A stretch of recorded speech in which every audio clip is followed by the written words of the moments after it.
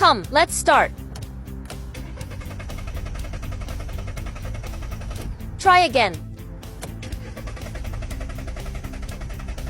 It still won't start. Do you know why? Come on, let's go to the front. When I saw this car, I knew what the problem was. It was actually the oxygen sensor that was dirty. Let's take it apart and take a look today.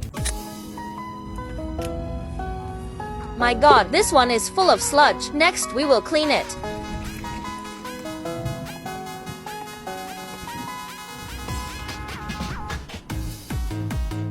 So dirty.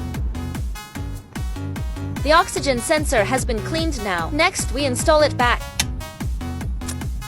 Okay, the oxygen sensor is now installed. Next, let's try to start the car. If the car can start after a while, don't forget to give me a like to support me. Come, let's start. Look, the car started very smoothly.